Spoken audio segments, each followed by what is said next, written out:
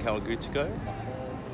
So I'm standing here in the line for the Seiko sightseeing bus green line. There's Fuji behind us, by the way. He's right there still. Yeah, the instructions about how to get a ticket and where to stand and what the lines are for, they're not as clear as they could be, quite frankly. There are 4 of them, and it is $15 for 2 days, unlimited, so I think I might forego the bicycle option and just stick with the buses for now. So speaking of tourist traps, as I frequently do, as much as this town is surrounded by beautiful scenery and it's all very picturesque, quite a number of elements are pretty tourist trap-y.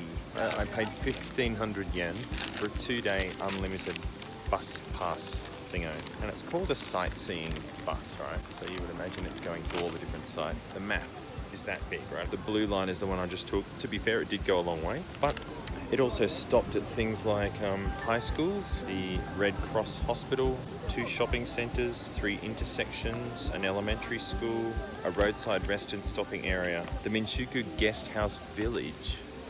There was no one there, nobody stopped, no one got off, no one got on. No one got off or on at, I would say, 90% of the stops. So it was really strange. So I just got on the red line, and the red line hangs around the edges of Lake Kawaguchiko, which is where I walked last night. So I've seen some of the things along here. I've come back to the ropeway. The ropeway should get a lovely view out over Fuji-san today. I hope he hasn't become too hazy to see already. We'll just have to hope for the best.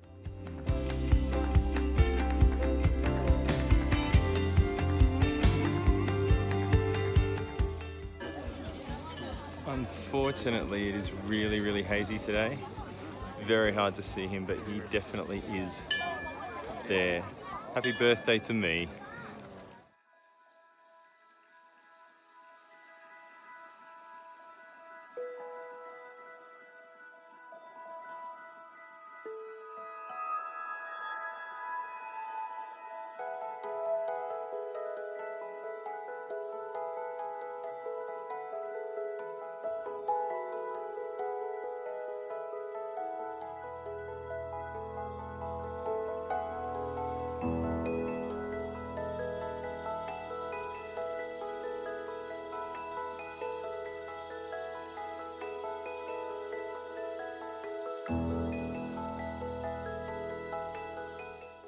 Because bringing a pram was always going to be a good idea, right?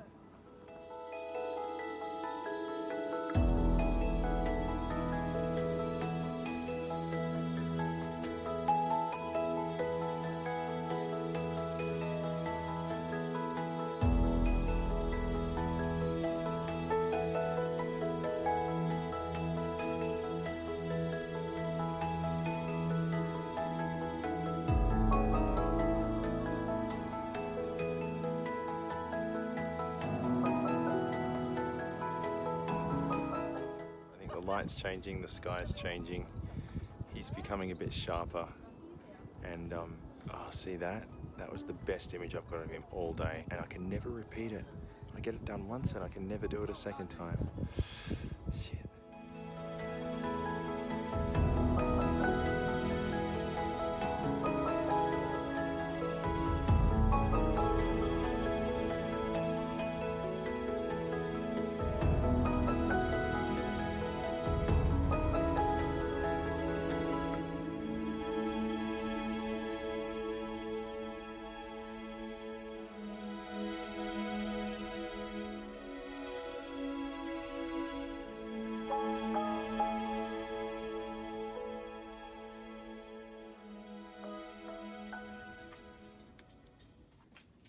I suspect this used to be the diner. There's an old thing of biscuits there. There's a very, very old record player there. A Columbia autoplay system. The biscuit tin is, they're German. It's rusted. There's no date on it. There's an old drink Coke sign. And a thing of Ukura Ozaki. I don't even know what that is. Magazines or menus or something.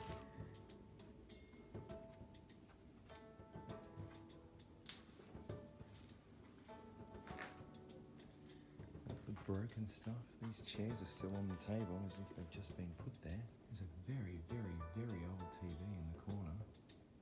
So there's a very old fridge there. And that clearly is a kitchen. There's broken cups and plates and whatnot all over the floor. completely intact. Plastic cups. That's a sink of some sort. Plates on the table. A box of beer bottles. It's really weird. And yet there's nothing in here that dates it. There's no way of knowing how old any of this stuff is because there's nothing with a date on it. Very strange. It's like it was the original canteen, cafeteria thing up here. If only I could read Japanese, I'd kind of know what I was looking at. But no, it's just a mysterious old room.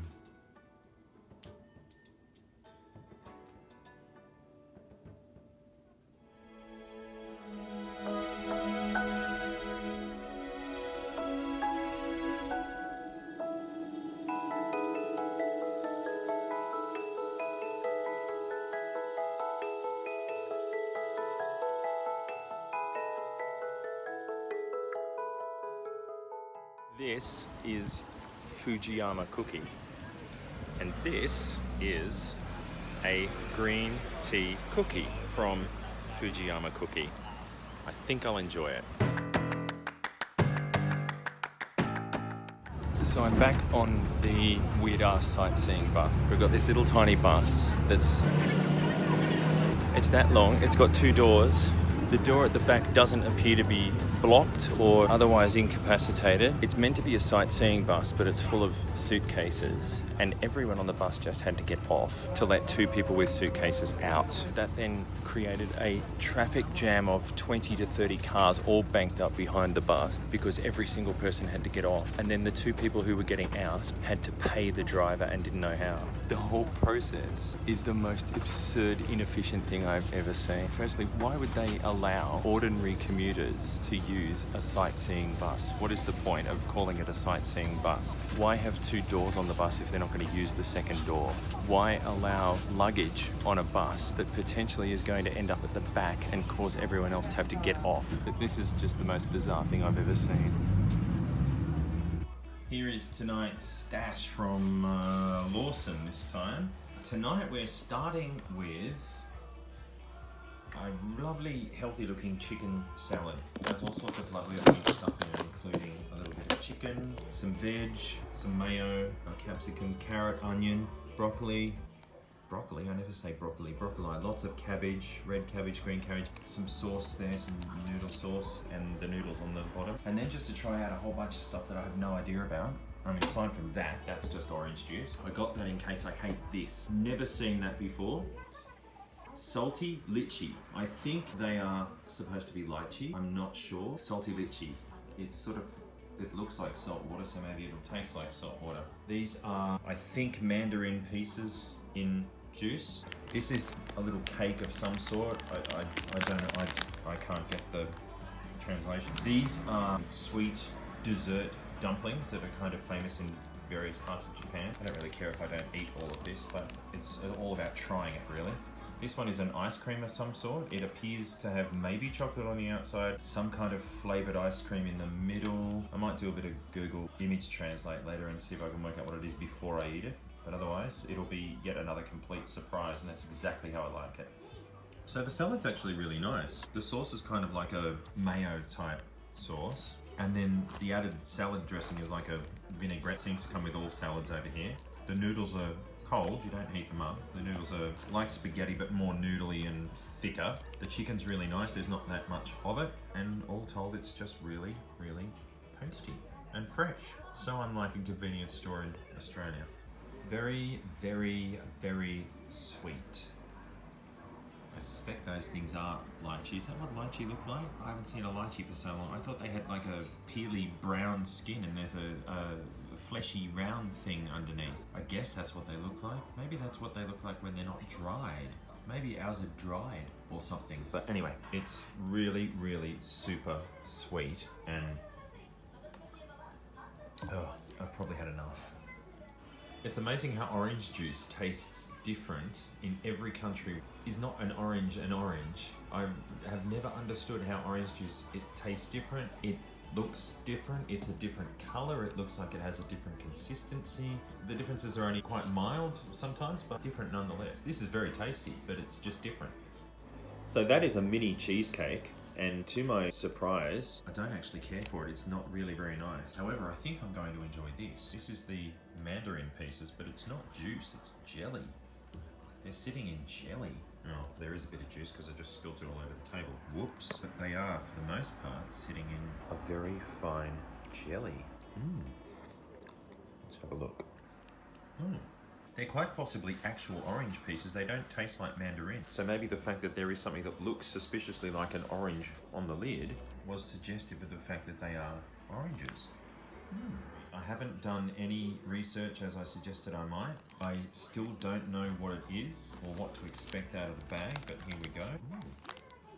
It looks like a bread roll. It's like two pieces of bread with, oh my god, but it's not. They're hollow and there's stuff inside. Oh wow. Oh wow. That is interesting. I don't know what that flavour is, but it's really quite different and very interesting. There's some sort of jam or paste or something along the bottom, and then this ice cream of indeterminate flavour on the top. It's super good. That's really nice. I'd love to find out what this is. It's super, super nice.